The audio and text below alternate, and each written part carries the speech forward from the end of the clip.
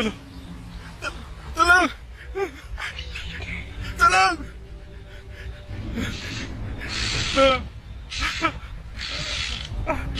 Aku. Tolong.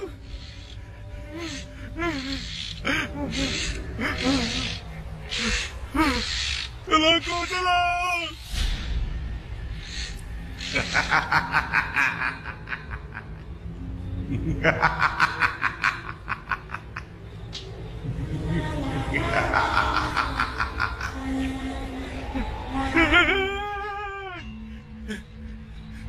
Tolong aku, wahai penunggu. Tolong aku. Aku datang sini, aku nak minta tolong. Tolong.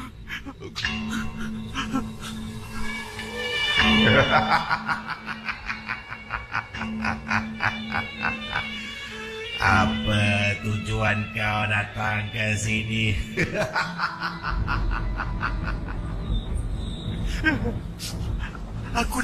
Aku dengar orang cakap, ramai orang cakap engkau boleh tolong orang yang dalam susah. Aku datang sini. Aku nak minta tolong. Tolonglah. Tolong akulah, tolong. Aku nak jadi kaya. Tolonglah ubahkan diri aku, wahai penunggu. Aku sanggup buat apa yang kau suruh.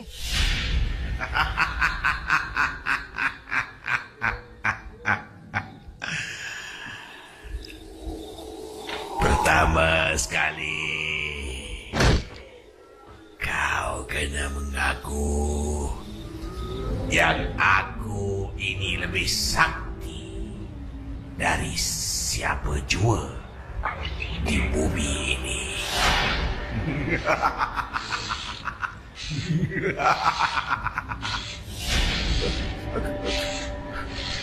Wahai penunggu, kepada engkau lah aku bersembah.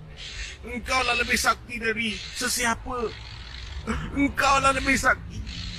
Tolonglah, buktikanlah yang aku boleh berubah hidup menjadi lebih senang dari sekarang.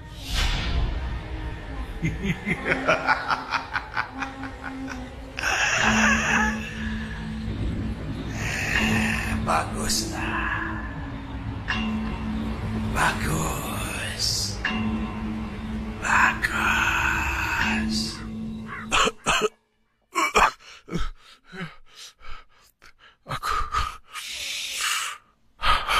Aku mimpi.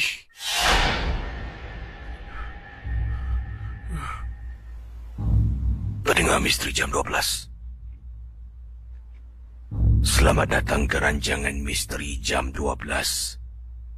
Ria 897 FM. Bersama dengan saya, Casey. Kiriman yang saya ingin bacakan sebelum saya lanjutkan kisahnya. Peringatan pada semua.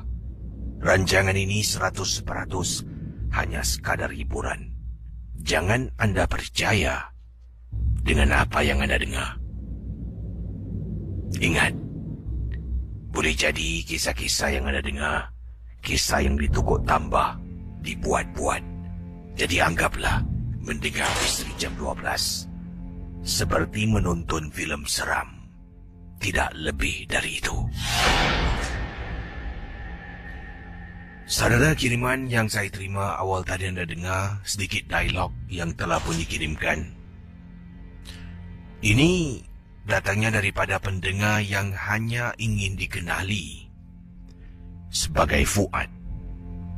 Kata beliau, sebelum ini saya telah pun bertanya pada seseorang, boleh tak tolong carikan pakar. Aku nak merubah hidup aku. Hidup aku ni makin sempit. Ditinggalkan isteri, anak pun tak dapat jaga. Tempat tinggal pun aku merempat sana sini rumah orang. Pada waktu kita kesusahan, Casey, syaitan sentiasa datang berbisik pada telinga. Itulah yang terjadi pada saya. Saya diketemukan dengan seorang pakar perubatan. Namanya Tok Wan, bukan nama sebenar. Saya jumpa dengan Tok Wan. Tok Wan pun memeriksa saya dan Tok Wan kata saya kena buat beberapa perkara berikut ini, dan yang terakhir, saya kena pergi ke satu tempat. Tempat ni terletak dekat kawasan Sembawang, Casey. Saya tak nak beritahu Sembawang lebih tepat lagi dekat mana. Tapi ini merupakan sebatang pohon. Sebatang pohon rindang yang besar.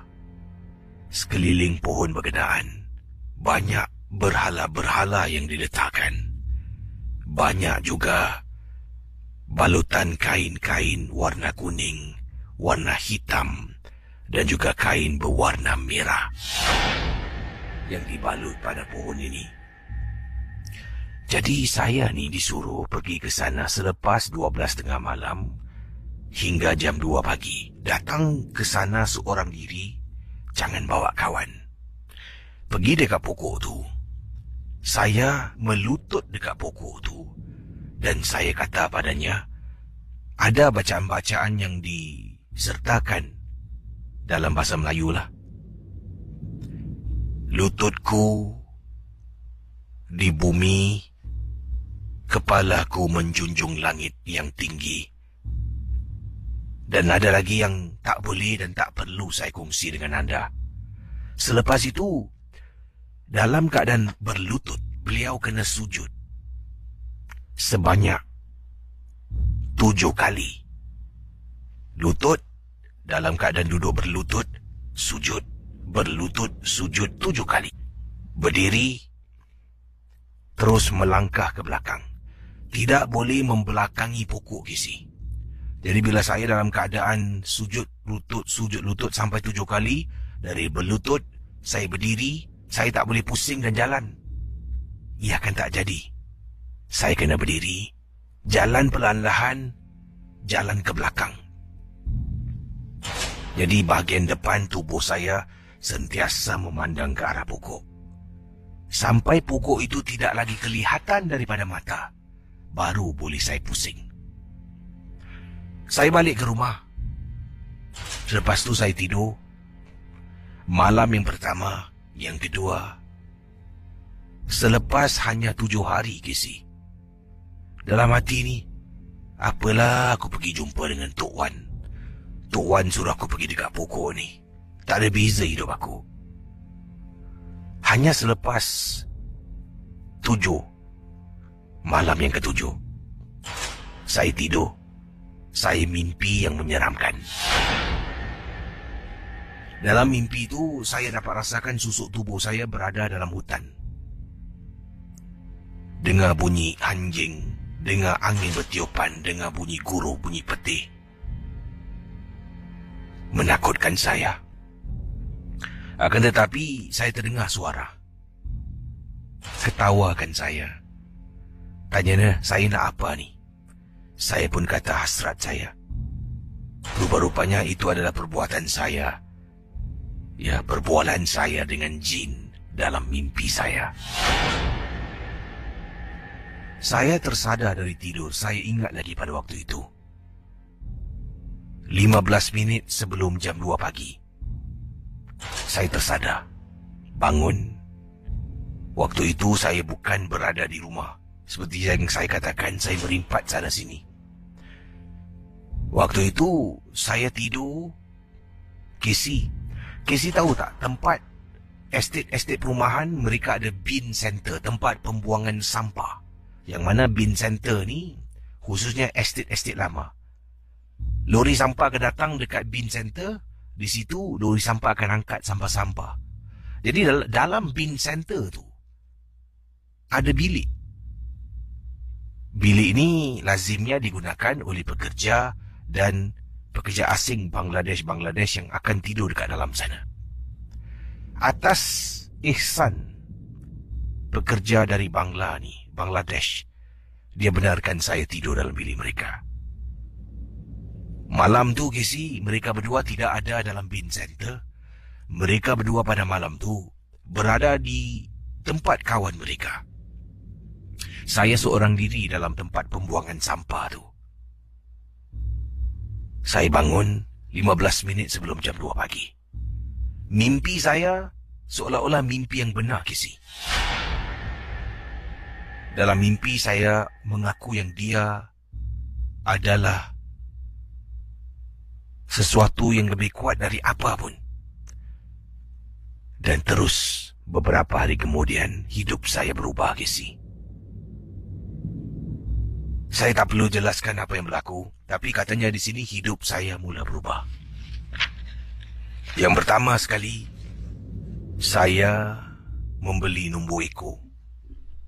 Walaupun tak menang jadi jutawan, tapi duit saya ni boleh saya gunakan untuk lebih kurang 2-3 bulan, Casey. Untuk makan, minum, naik bas, cari kerja. Kemudian dapat lagi duit bila saya main numbu. Makin banyak duit saya. Nak beli rumah tak boleh, sebab saya ni baru berpisah. Kena tunggu lama. Saya sewa rumah. Mampu saya isi walaupun baru mula kerja. Bayangkan pendengar Ria 897. Lama kelamaan hidup saya berubah. Setelah sekian lama, mungkin 5-6 bulan, Casey, dah berubah hidup saya. Dah ada rumah sendiri, tapi rumah sewa lah. Dah ada kerja. Saya dapat rasakan rumah kosong yang saya tinggal ada kehadiran sesuatu. Beberapa kali dalam mimpi saya tidur di atas katil. Di atas katil yang sama, Casey. Saya mimpi dalam tidur saya ada perempuan baring di sebelah. Saya bangun. Saya tengok sebelah saya. Tak ada orang. Atas katil tu saya seorang diri yang tidur. Sampaikan pada satu hari, bila saya kerap kali mimpi ada susuk tubuh baring dengan saya. Dah banyak kali perkara ini berlaku kepada beliau, kata Fuad. Akhirnya satu hari saya baru sedar. Setiap kali saya mimpi sebelah saya ada orang, saya bangun, saya rasakan macam saya berada dekat tepi katil. Katil saya ni katil king size. Besar kisi katilnya. Tapi katil yang besar tu, saya tidur, tiba-tiba saya berada dekat tepi. Walhal bila saya tidur, saya berada dekat tengah-tengah katil. Kali ini saya tidur, saya berada dekat tepi. Seolah-olah saya bergerak. Saya bergerak ataupun ada orang yang tolak. Saya mimpi kisi dekat sebelah. Lama-kelamaan, saya dah boleh terima hakikatnya mimpi itu. Dan lama-kelamaan, saya tahu dalam tidur, setiap kali saya tidur malam, bukan saya seorang diri. Malah, ada sesuatu yang tidur bersama dengan saya. Itu adalah janji saya. Kalau nak jadi kaya, saya kena tidur dengan makhluk berkenaan. Dengar Ria 897. Saya mula jauhkan diri daripada kawan, daripada keluarga, daripada orang semua. Saya mula buat hal saya sendiri. Dan dipendekkan cerita, ada beberapa teman saya yang nampak perubahan pada diri saya. Hanya selepas hampir 3 tahun, Casey. Hampir 3 tahun, saya perlahan-lahan mula sedar.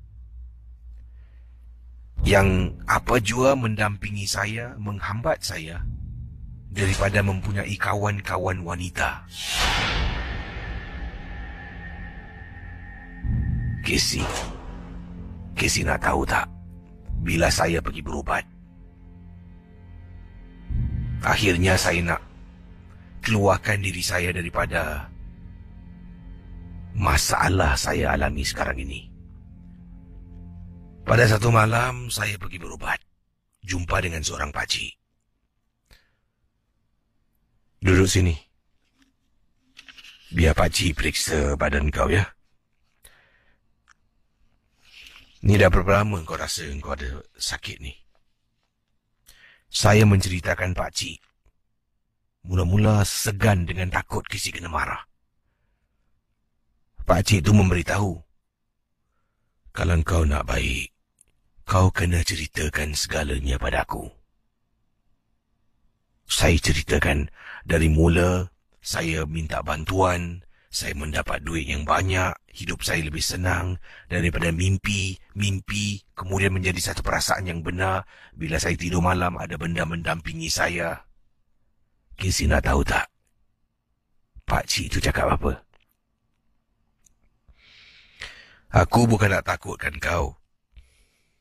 Memandangkan kau pun dah main dengan api, tangan kau pun dah terbakar sikit. Nasib baik terbakar sikit. Sebelum dia merebak ke satu badan kau terbakar, aku rasa aku kena selamat dengan kau. Apa maksud pakcik? Boleh tolong saya tak pakcik? Saya rasa tak sedap hati lah pakcik. Beginilah. Aku rasa badan kau dan benda yang selalu ikut kau tu adalah polong. Okey, saudara, mohon maaf kisah yang pertama tadi saya memilih kisah ini. Satu, kisahnya memang panjang. Ada dialog, dan saya telah pun membaca, memahami pengalaman daripada Fuad. Terima kasih pada Fuad yang sudi mengirim pengalaman ini. Fuad adalah pendengar Misteri Jam 12 dari Malaysia, dari Singapura, maaf, yang berkongsi pengalaman beliau. Sekarang ini masih lagi dalam sesi perubatan untuk menghalau polong. Polong ini telah pun menjadikan Fuad sebagai tuan baru. Dan katanya polong ini tak boleh halau sembarang sebabnya dia tak boleh hidup tanpa tuan. Jadi cara nak menghalau adalah untuk dapatkan tuan yang baru. Tapi itu memang bukan satu solusi yang terbaik. Jadi kena halau dan sedang dalam proses, kata Fuad. Terima kasih. Kisah Fuad memang panjang. Ada juga perkara-perkara yang tak boleh saya kongsi sama. Kerana ini hanya sekadar hiburan. Jadi apa yang boleh saya ketengahkanlah. Terima kasih pada rakan-rakan yang sedang mendengar Misteri Jam 12. Ria 897 FM. Saya akan bacakan kiriman yang pertama. Tapi kali ini bukan kiriman email yang ingin saya mulakan kisah dalam rancangan MG12. Rakan-rakan MG12 di Singapura, yang berada di Malaysia, yang berada di Batam, di Kepulauan Riau, yang berada mungkin di Brunei Darussalam, yang berada di mana saja anda berada. Terima kasih kerana memilih siaran Ria 897 FM. Berikut kisah yang ingin saya sentuh tentang satu, boleh saya katakan hobi, yang telah pun, ataupun hobi yang digemari oleh seorang pendengar, seorang rakan kita. Namanya Encik Suhaimi, berkongsi peristiwa pengalaman yang menakutkan. Katanya bukan Cik Suhaimi, maaf ya, tapi ini kisah yang diceritakan oleh Cik Suhaimi, hobi yang digemari oleh isterinya. Isterinya adalah saudara baru, merupakan bangsa Cina yang telah pun menganut agama Islam. Dan katanya isterinya memang suka kalau apa jual barang-barang yang ada kaitan dengan perubahan Cina, dia memang suka simpan. Malah rumah kami pun ada beberapa perabot. Perabot-perabot mempunyai motif reka bentuk Cina. Jadi kisah yang ingin disentuh. Beberapa tahun yang lalu, kata Encik Suhaimi, perkara ini berlaku apabila kami pergi bercuti di negeri China dan melawati Great Wall of China. Bila berada di sana, Casey, isteri saya telah pun membeli beberapa barang. Antaranya sepatu. Sepatu yang cukup kecil yang dipakai. Mengikut sejarah, sepatu itu adalah berasal berkurun-kurun lamanya. Dan sepatu dijual dengan harga duit Singapura, wang Singapura, lebih kurang $800, Casey. Isteri saya memang minat dan memang sepatu nampak antik dan kalanya pun dah katanya kala pun warnanya pun dah hilang, dan dikatakan di sini mengikut penjual tersebut sepatu itu berasal lebih kurang hampir 200 tahun yang lalu. Tak tahulah sejauh mana benar ataupun tidak. Pendengar Ria 897 FM.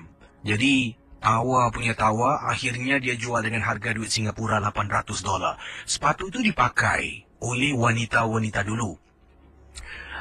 Dengan tali yang diikat pada kaki mereka supaya kaki mereka akan sentiasa kelihatan kecil.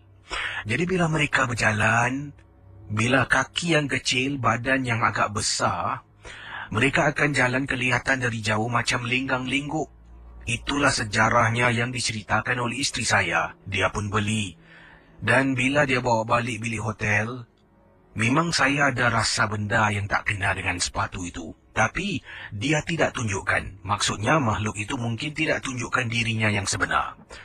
Pendengar Ria 897, apabila saya balik ke Singapura, dalam rumah saya ada sebuah almari, display unit. Dikatakan telah pun dibeli oleh isteri saya, bukan satu, malah ada 3 display unit. Dia letakkan artifak-artifak dari China, porselin dan sebagainya, dan sepatu itu juga diletakkan dalam display unit dalam rumah. Malam-malam hari, Casey, sedang saya tidur, saya ternampak depan pintu bilik. Isteri nyenyak tidur. Yang terbangun saya, ternampak ada perempuan Cina berpakaian lama sedang berdiri depan pintu bilik kami ketika saya dengan isteri sedang nyenyak tidur pada malam itu. Pendengar Ria 897, kata Encik Suhaimi, bila ternampak susuk tubuh makhluk ataupun wanita Cina berdiri depan pintu bilik, saya terperanjat. Saya terkejut dibuatnya. Saya hanya boleh pejam mata dan istighfar. Gangguan hilang. Beberapa hari kemudian, gangguan yang sama datang. Kali ini kata Encik Suhaimi, saya dalam bilik memang ada tandas. Jadi saya turun dari katil, nak pergi ke tandas bilik. Rumah saya jenis mansionette. Jadi rumah saya, bilik kami di bahagian tingkat atas. Sedang saya, katanya Encik Suhaimi, nak masuk tandas. Waktu tu bilik kami tak tutup pintunya. Terperasan nampak macam ada perempuan Cina jalan linggang-lingguk. Daripada tak tahulah mana, sebab bilik saya bilik yang terakhir. Tepi bilik timbuk. Takkan dia tembus dari timbuk. Entah dari mana dia keluar. Dia jalan terus. Terus, Casey. Kemudian yang paling menakutkan, dia turun tangga. Saya dapat lihat dia turun perlahan-lahan. Cik Suhaimi, pada petangnya bila dia balik tugas, ajak berunding dengan isteri. Katanya nak cakap tentang sesuatu. Isterinya, katanya isteri saya mula defensif. Tak boleh terima dengan apa yang saya katakan. Kerana sepatu itu kami bergaduh. Isteri tak nak berbual dengan saya. Casey, ini mungkin hasutan syaitan nak meruntuhkan rumah tangga. Akhirnya, apabila malam hari isteri saya sedang tidur dan saya ternampak makhluk itu berjalan, saya kejutkan isteri saya. Yang hairan, isteri saya tak nampak. Saya seorang saja yang nampak. Dipendekkan cerita, saya telah pun menukar sepatu tersebut dengan sepatu yang lain yang agak serupa tapi tak sama. Sampai sekarang isteri saya tak tahu. Yang sepatu dia beli, saya dah simpan dalam loker di tempat saya bertugas. Cuba Casey bayangkan, bila letak sepatu tu di sana, rakan-rakan mula nampak wanita yang saya nampak. Tapi tak pernah saya beritahu, Casey. Tak pernah saya beritahu tentang sepatu yang saya simpan di sana. Nak buang sayang, beli $800. Terpaksalah saya simpan dan mengganggu rakan-rakan di tempat tugas. Terima kasih dan selamat tengah malam, Casey. Inilah dia saudara, kisah dari Encik Suhaimi. Terima kasih di atas kiriman SMS anda pada saya, Encik Suhaimi. Dan biasalah barang-barang purbakala ni selain daripada mempunyai mungkin nilai-nilai sejarah yang menarik, ia juga mempunyai dampingan-dampingan yang disebutkan oleh Encik Suhaimi. Benar atau tidak? Ingatlah, setiap kisah hanya satu hiburan saja. Kita akan teruskan dengan kisah selanjutnya. Yang lain boleh hubungi saya di 669-11897. Dan ingat, setiap kisah yang dikedengarkan hanya satu hiburan. Tidak ada sesiapa yang boleh mengesahkan kebenaran. Datangnya daripada Kak... ini dia. Dari Kak Caca, ya. Katanya, selamat tengah malam Kisi dan juga peminat rancangan MJ12. Kisi, kakak ingin bertanyakan pada Kisi, adakah benar kes perawan malam dikatakan menjelma selepas 12 tengah malam mencari mangsa anak-anak dara? Sebab jiran sebelah kakak terkena benda yang sama di kawasan estet perumahannya. Bukan apa Kisi, pukul 1 lebih pagi kakak dengar perempuan menangis depan pintu rumah jiran sebelah. Sampaikan kakak ni yang berada di dapur ketika itu sedang mendengar rancangan MJ12 terpanggil. Bila buka pintu, nampak anak jiran sebelah menangis depan pintu. Kakak pun keluar, tanya kenapa. Dia ketuk-ketuk, "Mama." Dan akhirnya ibunya buka pintu, ya, bawa dia masuk dalam. Kakak pun kepo nak tahu. Bila duduk depan pintu tu, dia ceritakan dia ternampak ada perempuan di bawah kolong blok rumahnya. Awal tadi bila dia balik dari tugas. Dan wanita itu menunjukkan wajahnya yang cukup menakutkan. Kemudian bila dia terpekik, ya, ketakutan, katanya dia tak tahu apa berlaku. Tiba-tiba dia katanya wanita tu hilang. Dia lari naik tangga, tak berani nak naik lift walaupun rumahnya tinggi tingkat 7, rumah kakak lah. Dan itulah pertanyaan dari kakak kita. Yang ini kiriman daripada Shaliza. Kata, Assalamualaikum Kisi. Waalaikumsalam. Kisah saya ringkas lah. Saya tak adalah kisah yang elaborate. Kata beliau, ini berlaku jam 12 lebih tengah malam. Waktu tu saya terasa haus sangat. Pergilah ke 7-Eleven berdekatan dengan rumah saya. Seorang diri saya berjalan dan belilah Mr. Slurpee. Amboi. Jangan cakap nanti malam ni semua orang keluar pergi cari. Jadi sedang saya berjalan menuju ke 7-Eleven tu, saya ternampak ada seorang makcik ni sedang duduk di kolong blok berselendang, dan saya rasakan mungkin dia sedang menunggu anaknya lah. Saya tak pastilah, tapi saya rasa macam tu. Jadi bila balik tu, nampak makcik yang sama sedang duduk di kolong blok. Lalu saya pun menunggu lift. Sampai di kolong blok rumah saya tekan. Lift pun dalam perjalanan nak turun ke bawah. Dan bila lift tu hampir-hampir nak sampai, tiba-tiba makcik tu, bila saya toleh, dekat belakang saya, Kisi. Ya Allah, Kisi, saya sampai terpekik, kata beliau. Saya sampai terpekik dan kemudian saya istighfar beberapa kalilah. Yang diceritakan oleh teman kita ni, dia bila sampai dekat lift lobby itu tekan butang, lift dah nak sampai, tergerak hati untuk toleh belakang, terperanjat bila nampak makcik tu berdiri di belakang. Ya secara senyap lah. Saya terpekik dan terkejut dibuatnya. Setelah saya tenangkan diri saya ni lah, saya jalan ke depan, pintu lift pun dah terbuka masuk ke dalam ni. Saya toleh di luar untuk tengok makcik tu nak masuk ke tak nak. Tapi makcik tu hilang. Kisi, memang cerita saya tak seram, tapi kalaulah sesiapa yang berada dalam situasi saya, kata beliau, memang amat menyeramkan. Tahu-tahu orang tu dekat belakang saya, nasib baik terpekik. Kalaulah saya tercampak Slurpee tu kat muka dia. Dan satu hal, Kisi, terima kasih. Selamat malam.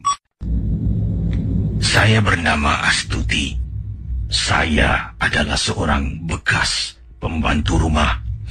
Tapi sekarang ini saya tidak lagi bertugas di Singapura. Saya sudah pun kembali pulang ke kampung halaman. Saya tetap mendengar siaran Ria melalui internet radio. Memang kangen ataupun memang rindu sangat dengan rancangan-rancangan di Ria, khususnya Misteri Jam 12. Kalau Mas Kisi bisa ketengahkan pengalaman saya, boleh tak ketika saya bertugas sebagai seorang pembantu rumah, bersama dengan keluarga orang Melayu. Casey, saya tidak akan sebutkan siapa nama majikan saya. Tak nak mengaibkan mereka. Tetapi Casey, inilah yang saya alami ketika saya berkhidmat. Ini adalah majikan saya yang kedua, dan ia adalah salah seorang majikan di Singapura. Saya ingat lagi, pertama kali saya sampai dalam rumah itu, beg saya digeledah. Ya, ataupun dia gunakan perkataan yang saya rasa mungkin tidak difahami. Saya gunakan perkataan geledah. Dikeluarkan barang-barang dari beg saya, dan kemudian memeriksa beg saya. Ada tak kepunyaan saya yang was-was? Mereka takut saya mungkin bawa hantu bersama dengan saya. Sejujur saya kata, saya ini bukanlah malaikat. Tapi tidaklah saya buat sampai kena menyihir menggunakan sihir. Kalau berada di negara orang, apa yang penting solat 5 waktu. Saya amat bersyukur. Majikan kedua adalah orang Melayu Islam. Yang pertama pun sama.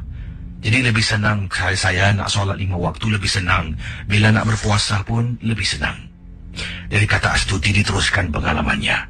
Kemudian saya fikirkan, wah, ini keluarga memang keluarga yang beragama kuat, ingin periksa. Bagus. Saya tidak kecil hati pun. Mereka mempunyai hak, kata Astuti. Jadi setelah itu mereka dapati saya tidak ada bawa apa-apa barang. Yang pertama kali saya rasa pelik. Malam tu lagi saya sampai sekitar pukul 6 lebih petang. 6 lebih petang barang saya dikeluarkan dan mereka pun mengarahkan saya buat tu buat ini dan sebagainya. Bila nak masuk waktu maghrib, saya tanya pada tuan rumah, ibu, mohon tanya, waktu maghribnya jam berapa? Kamu dah nak buat apa ya maghrib? Tanya ibu itu pada saya.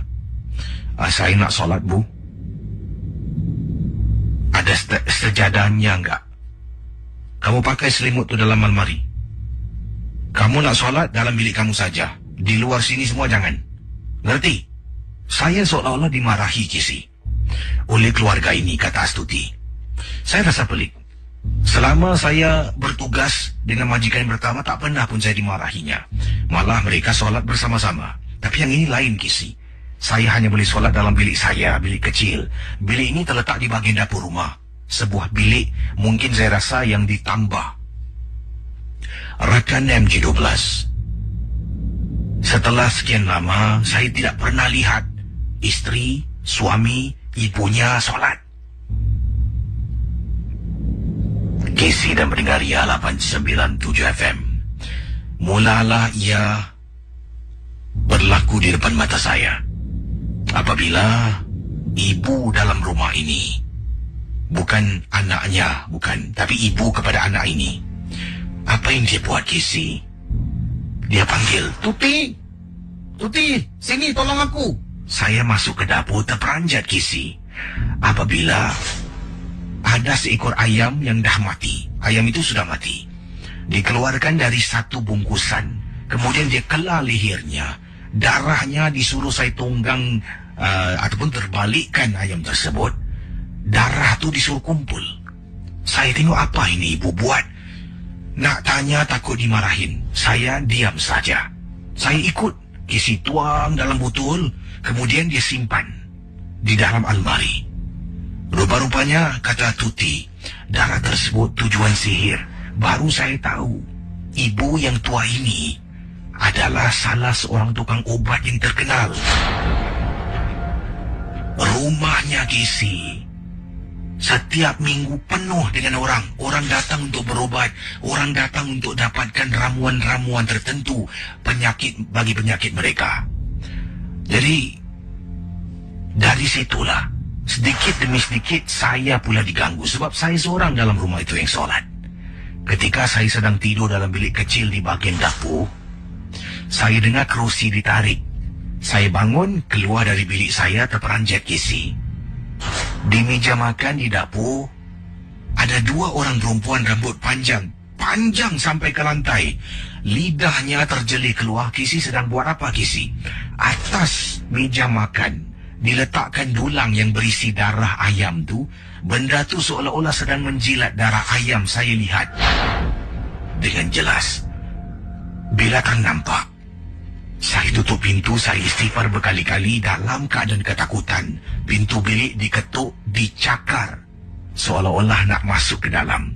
Tapi mungkin kerana dengan kuasa Allah, katanya Astuti, bilik itu bilik solat, seolah-olah dilindungi oleh Allah dan malaikat-malaikatnya. Saya hanya boleh berzikir dan ingat pada yang satu. Hari saya bersama dengan majikan ini memang tersiksa. Apa yang disuruh buat, saya buat.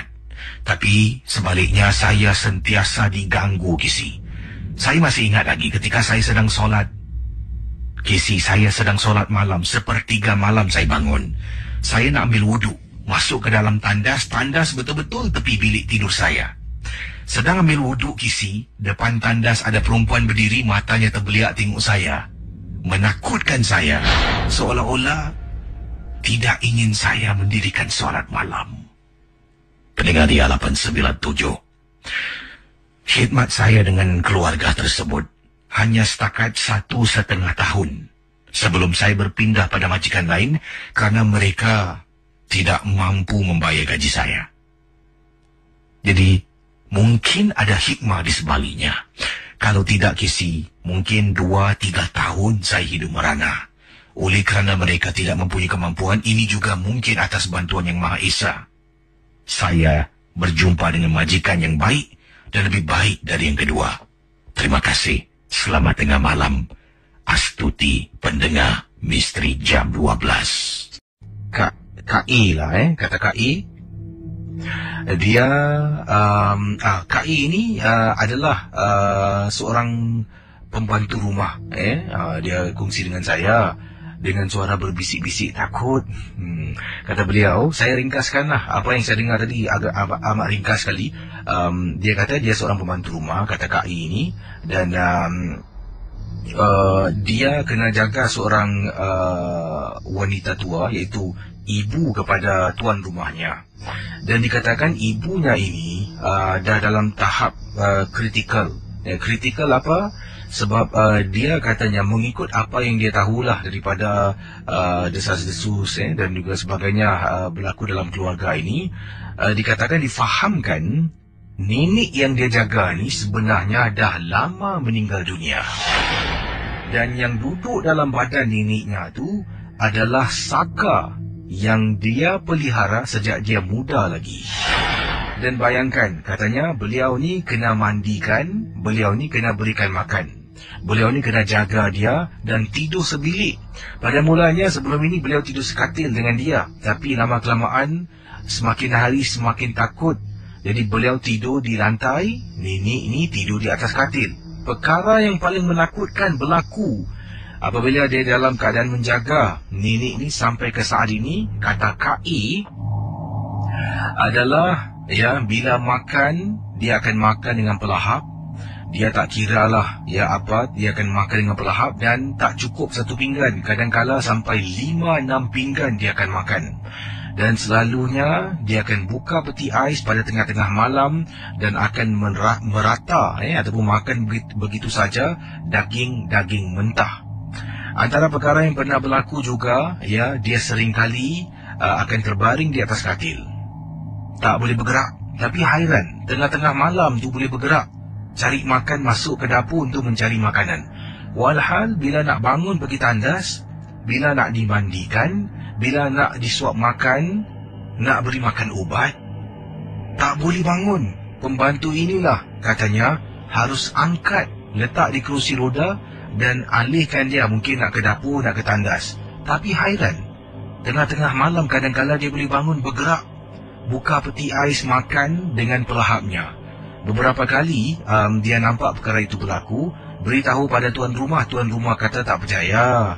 Dia kata mungkin orang tu kadang-kala sihat tak. Itulah yang dia kongsi dengan saya. Dan antaranya katanya nenek yang dia jaga ni satu badan bau busuk, bau macam najis, bau macam bangkai pun ada.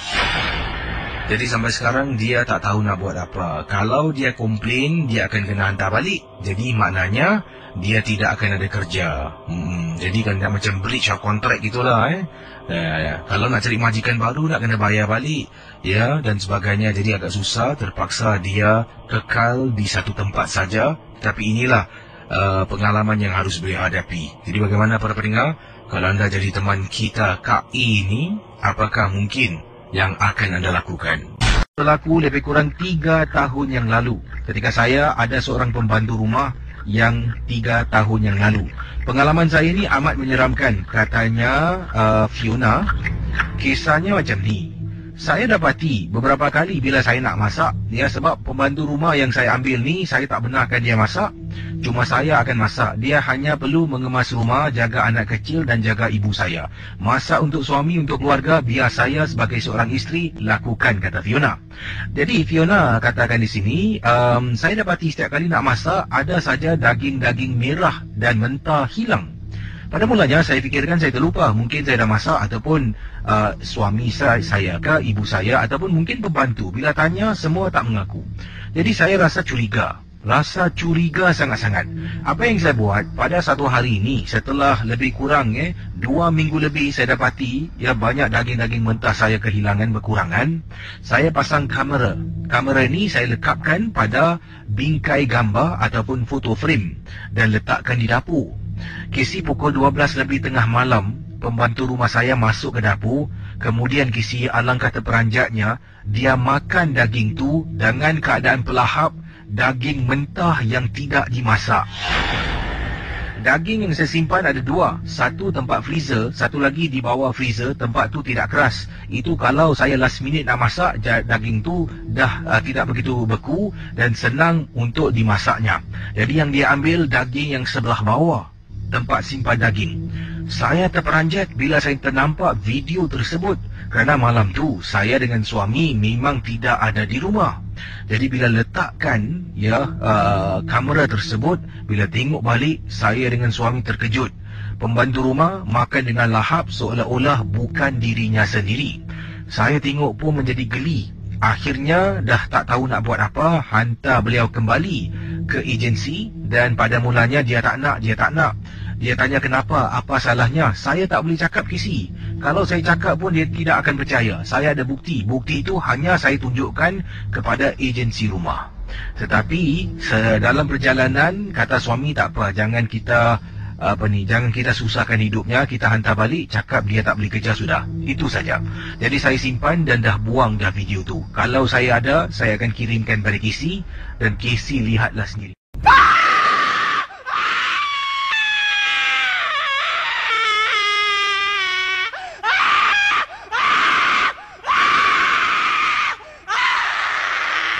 Baik saudara pendengar Ria 897, boleh hubungi saya sekarang 669-11897 berkongsi kisah. Harap yang ingin berkongsi pengalaman, yang ingin ke udara berkongsi, boleh 669-11897. Selamat pagi pada anda semua yang sedang memantau Facebook Ria. Kita ada Raymond Hassan, salam, greeting from London, good to hear live here di menggunakan internet, sedang mendengar sekarang ini. Kita juga ada Kak Siti Sarpina, katanya Assalamualaikum KC. Waalaikumsalam. Kakak sedang mendengar KC dari San Francisco, dah duduk sini 10 tahun KC. Ria tetap menjadi pujaan hati setiap hari mendengar rancangan ini, best sangat-sangat. Happy working, terima kasih. Kita juga ada siapa lagi ni, Nur Fadila, katanya sedang mendengar rancangan KC di rumah saya di Jurong. Dan tadi saya ambil peluang untuk pergi tandas bila Kisi putarkan lagu. Masuk dalam tandas, saya dengar bunyi orang buka tutup peti ais rumah. Sebabnya peti ais rumah saya ni ada gantung loceng. Tengah dalam tandas, nak legakan diri, dengar orang buka peti ais. Jadi saya ingatkan yang bangun tu adalah adik saya lah. Saya berkata, "Dek." Tak ada orang jawab.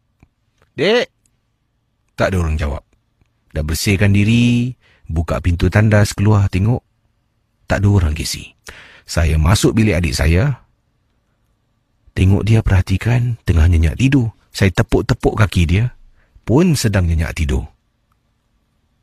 Siapa yang buka peti ais? Pintu peti ais tu. Sebab saya dengar bunyi loceng Casey. Cakap tentang loceng ni, difahamkan kalau boleh elakkan daripada kita menggunakan loceng dalam rumah. Loceng sebagai gelang kaki, gelang tangan. Ya. Sebab loceng tu adalah pemanggil-pemanggil. Dong, dong, dong. Entah benar ataupun tidak. Tapi ini dengar kata orang. Kalau ingin kepastian, anda boleh rujuk pada yang pakar, yang arif dalam bidang ini. Terima kasih. Ada yang di sini daripada siapa lagi sedang mendengar. Sementara saya nantikan panggilan. Kak Nana Sarina, selamat Vos. Casey lagu Anwar Zain best. Suka suara merdu. Hello dari Belanda yang tengah gelap. Oh, di Belanda sekarang berapa darjah Celsius sekarang ini? Maklumlah sekarang musim katanya di sini. Oh, ini nak dekat musim ni, selepas ni terus masuk musim sejuk Sini sekarang jam 6.30 petang. MJ12 the best. Terima kasih. Yang ini kiriman daripada Mak Iti. Mak Iti berkongsi pengalaman. Katanya, Assalamualaikum Casey. Waalaikumsalam. Mak Iti nak berkongsi kisah. Ini kata beliau ni minta tolong minta tolong cucu kirimkan kepada Casey message ini, harap Casey bacalah. Mak Iti ingin berkongsi satu peristiwa yang pendek saja. Tinggal dekat kawasan Aljunied, jiran daripada tingkat atas sampai bawah kebanyakan Mak Iti kenal sangat-sangat, baik yang baru maupun yang lama. Lebih rapat dengan jiran-jiran lama lah, orang-orang utai Jadi satu kali tu Mak Iti ni suka duduk dekat bawah blok. Kadang-kadang pukul 10 masih duduk dekat bawah ambil angin. Maklumlah rumah Mak Iti ni tingkat 2. Jadi nak turun naik tu senang lah. Dan sedang duduk, sebenarnya Mak Iti ni pada pagi yang sama tu baru ziarah seorang jiran, rakan jiran yang tinggal di tingkat 5, baru meninggal dunia. Jadi malam tu tengah duduk lah sorang-sorang duduk. Terperanjat Mak Iti nampak seperti kelibat arwah yang dah meninggal tu sedang naik tangga, naik ke atas. Nampak dari jauh ni, seperti arwah yang tinggal di tingkat 5 tu sedang naik tangga Casey. Kata Mak Iti, seram pun ada, tapi tak naklah menegur kemungkinan agaknya itu merupakan korin orang yang telah pun meninggal dunia. Untuk pengetahuan Casey, setiap manusia ada korin, tau Casey. Korin tu adalah jin. Jin ini yang sentiasa mengikut gerak-geri kita, yang menghasut perbuatan kita. Dan korin, apa ni kata Mak Iti, korin kita semua yang orang Islam ni semuanya adalah korin kafir. Jadi kalau kita buat baik, kita solat, dia akan lihat kita, dia akan ikut, lama-lama dia pun akan menjadi Islam. Dan cuma satu je korin Nabi kita ni, dia mempunyai korin Islam. Yang lain semua adalah korin kafir. Wallahualam, katanya Mak Iti. Terima kasih Casey kerana membaca kisah ini. Terima kasih kembali. 669-11897 dipersilakan. Siapa kegerangan di ujung talian? Hello, selamat pagi. Hello. Hai, siapa tu? Ini 12 Ya, saya. Siapa tu? Nama saya Haikal. Haikal. Panggilan dari mana Haikal? Saya daripada Hulu Langat. Hulu Langat tu di mana? Lumpur. Oh, Kuala Lumpur. Wah, jauh. Kuala Lumpur. Oh, Kuala. Aha, silakan. Okey, kisah ni berlaku masa saya berumur 12 tahun sebenarnya. Saya berada di, masa saya balik kampung. Rumah kampung, rumah papan di 2 tingkat. Satu bahagian atas tu untuk tidur. Bahagian bawah tu ruang tamu, untuk tengok TV apa semualah. Selalunya kalau kami balik kampung ni, kita akan tidur atas. Tak tidur bawah. Jadi satu hari tu tengah tengok TV, saya tertidur depan TV. Jadi tu saya tersedar balik dalam pukul 2 pagi. Sebelah saya ada ayah saya lah, ada teman saya tidur kat bawah tu. Tiba-tiba dalam 5 minit lepas saya tersedar tu, pintu kayu, pintu rumah tu, dia macam berdentum tu, kuat tau. Macam ada satu hentakan daripada luar. Anehnya ayah saya tak dengar, saya seorang yang dengar. Saya berpeluh benda ni, saya seorang dengar, ayah saya tak dengar. Berentum kuat tu.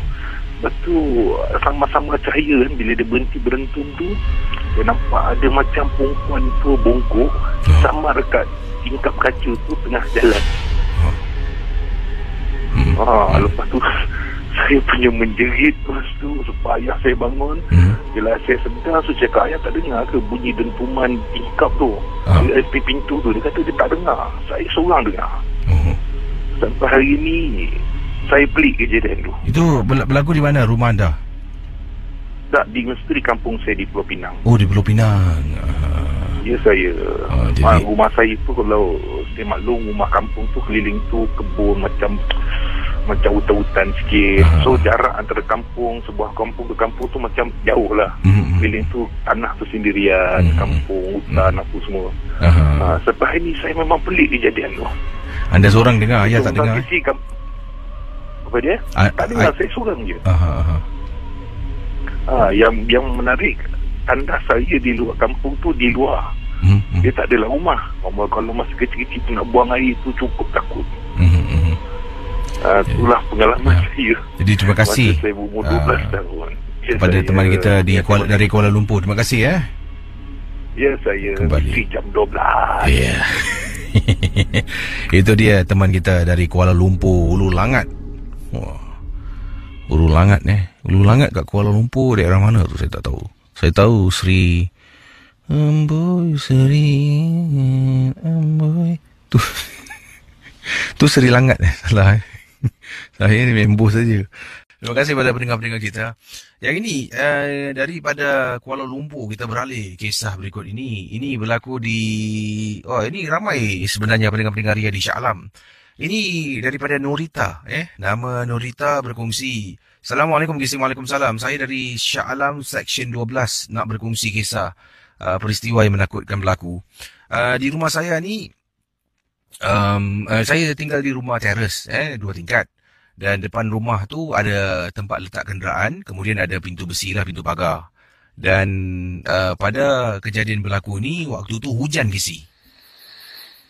Ni bukan hujan itu bunyi cingkrik Hujan. Betul-betul. Jadi sedang hujan, saya pun berdiri dekat tingkap bilik saya. Sambil tu sedang berbual, katanya Nurita sedang berbual dengan boyfriend saya lah, dengan cakap-cakap. Dalam keadaan hujan ni, saya ternampak depan pintu pagar besi rumah saya berdiri seorang makcik dalam hujan. Kemudian saya cakap dengan kekasih saya lah, dia kata, ada makcik depan rumah ni, apa dia nak ni? Kemudian boyfriend saya cakap, hujan-hujan ke sana kan? Salah rumah kot, katanya boyfriend saya lah. Rasanya salah rumah agaknya. Jadi saya pun cuba teriak lah, Cik, makcik tadi siapa? Dari atas bilik saya ni, makcik tu mendongak tengok dekat saya. Cik, cari siapa, Cik? Yang hairan, makcik ni langsung tak ada perasaan bergegas.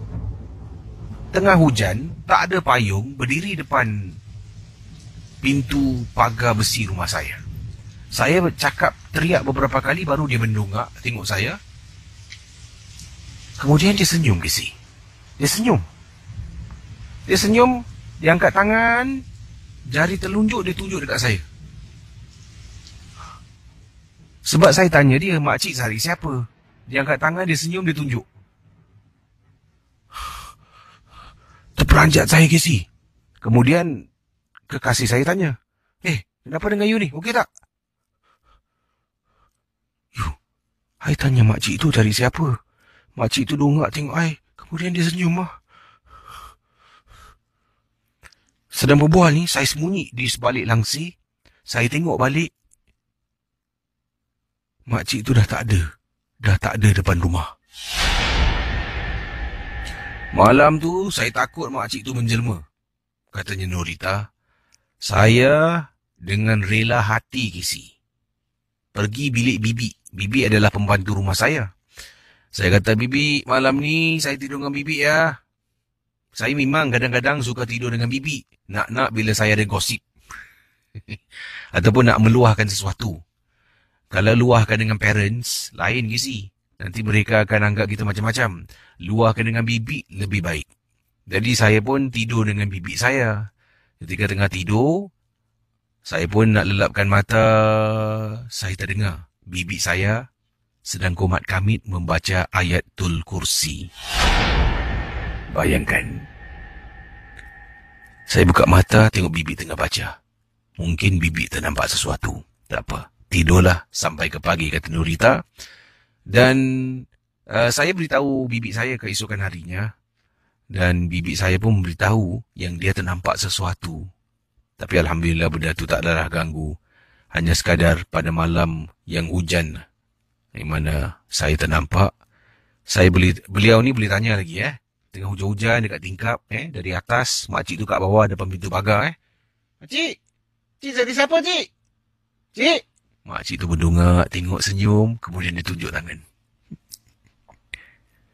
Seolah-olah dia kata, aku cari kau. Misteri Jam 12. Okey, bersama dengan seorang lagi pendengar di hujung talian, dipersilakan. Hello, selamat pagi. Dia tutkan saya. Baik, silakan 669-11897 untuk berkongsi kisah misteri anda dalam Misteri Jam 12. Ada di sini Alif Serbani katanya. Kesi Hulu Langat tu daerah mana? Hulu Langat tu daerah Hulu Langat lah. Yelah, dia macam Hulu Langat, dia sebelah hulu kiri. Kesi. Hulu Langat, dia sebelah hulu biru, hulu balang. Gitu. Dia macam Tampines tu dia sebelah Simi Kesi. Jadi tahu. Aku langat kamu tahu nanti.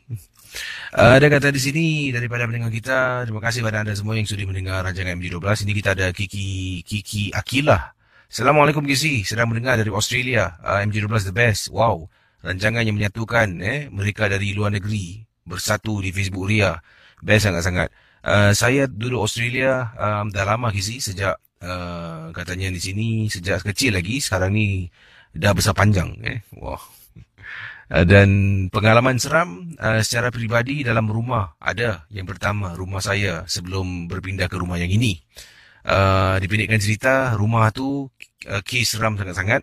Kalau tidur, satu keluarga bangun waktu pagi, nak pergi ke dapur, nanti akan nampak pinggan mangkuk bertinggi, Kesi, disusun tinggi, macam tower, Kesi.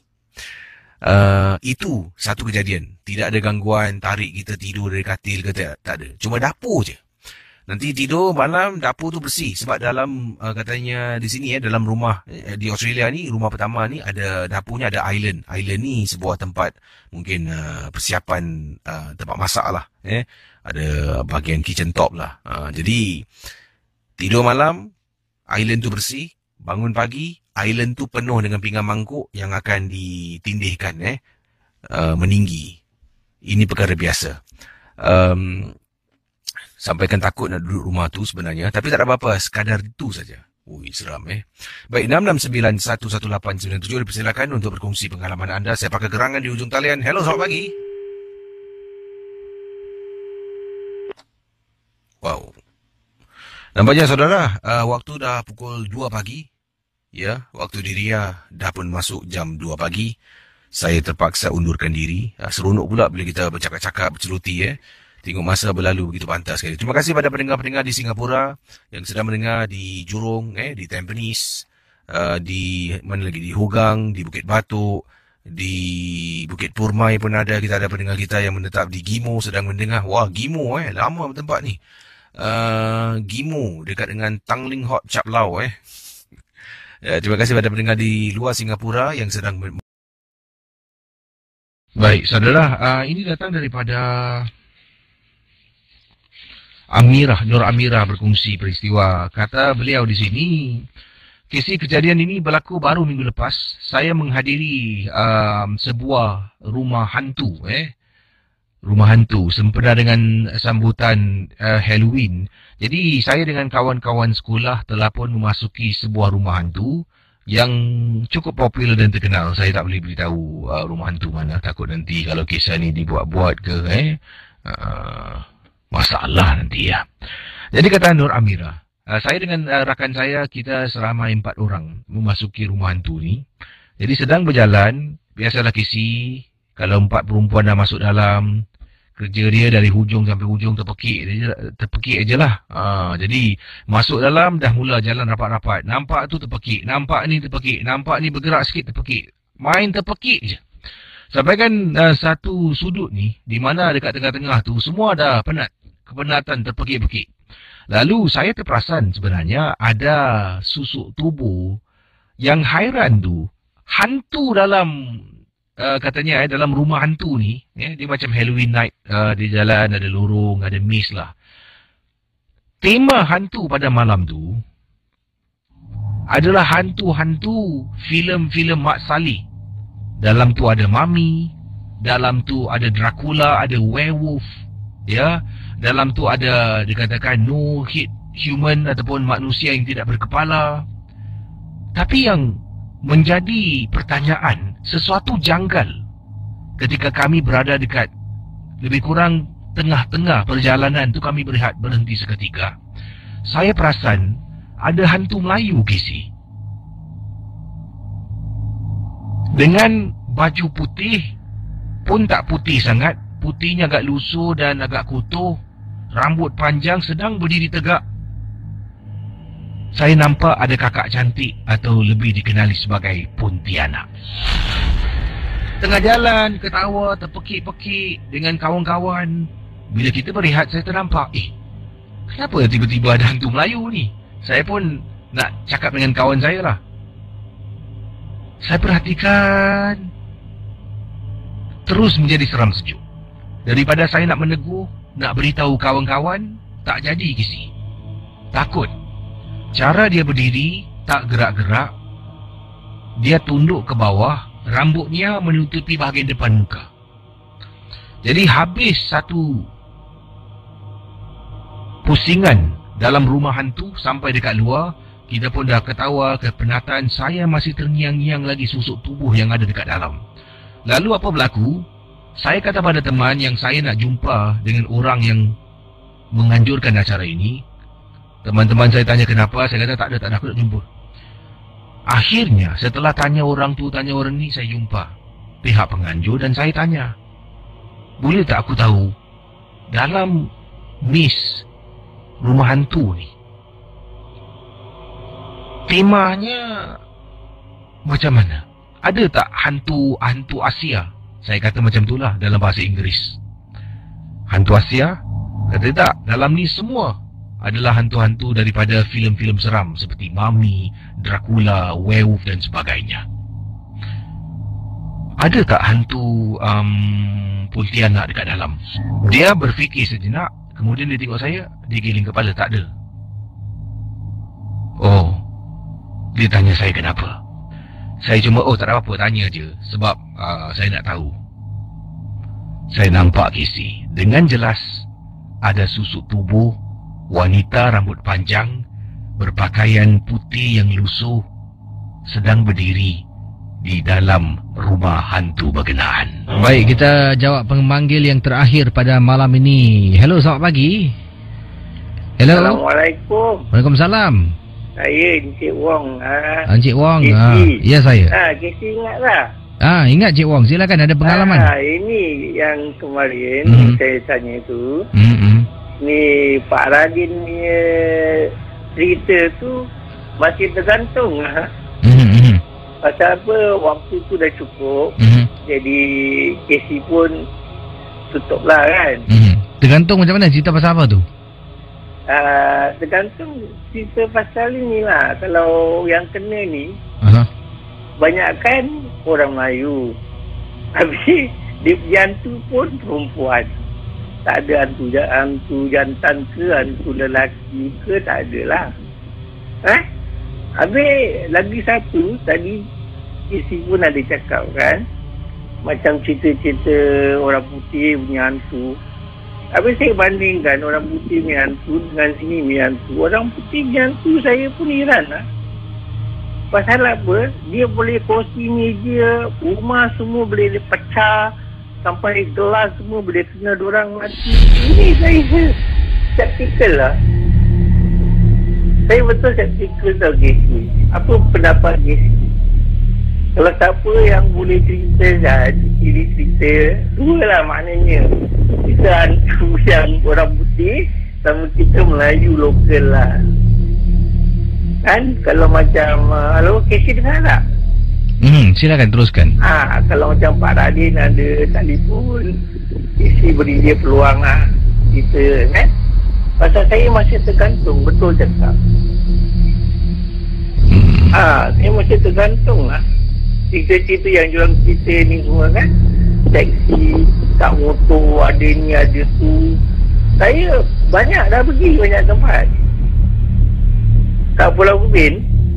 Daripada pukul 10 lebih kita ambil bot sampai pagi, abuk pun tak ada. Tapi kawan saya cakap ada. Budak Cina pun ada, pasal kita ikut SPI kan. Isi kenalkan SPI ni group. Jadi kita ikut ini group. Saya tak nampak apa. Tu ada orang kata, apalah lu orang, orang Cina boleh nampak, lu Muslim tu tak boleh nampak. Buat cakap buat tak tahulah. Habis diorang cakap, alah lu yang mata memang tak boleh nampak lah, orang tak kasi lu tengok ni semua lah. Habis diorang tanya, kalau nampak apa lu bikin? Saya cakap lah, saya baca lah Allahu Akbar Bismillah kan. Ya Allah, saya bangga apa, saya nak tengok. Biasa kan orang buat gitu. Jadi ini cerita memang saya banyak. Saya punya cerita banyak lah. Saya dah ikut kan, daripada 2 tahun lah boleh katakan kan, sampai sekarang lah orang cerita gini, cerita gitu.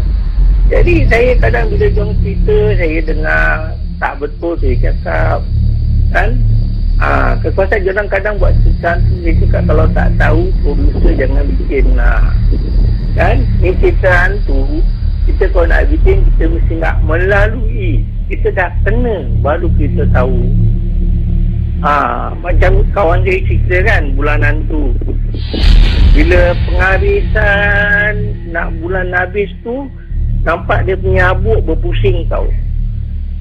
Saya tanya kenapa, dia cakap waktu tu lah diorang tengah rebut makan, diorang punya makan asap. Dia kata entahlah, Allah saya kata dia tak tahulah. Itu aja lah Cik Casey, kalau boleh Pak Radin terangkan kan, kalau ada peluang lah. Kalau tak ada peluang tak apalah. InsyaAllah nanti kalau saya ada cerita, saya cerita dengan Casey lah, yang saya ni cerita lah. Okey? Halo? Okey, Assalamualaikum. Salam, terima kasih. Itu dia dari Cik Wong. Dengan itu saya pun nak undurkan diri. Terima kasih. Jumpa anda esok ataupun malam ini 10 malam dalam Geng Borong Hantu. Bye bye.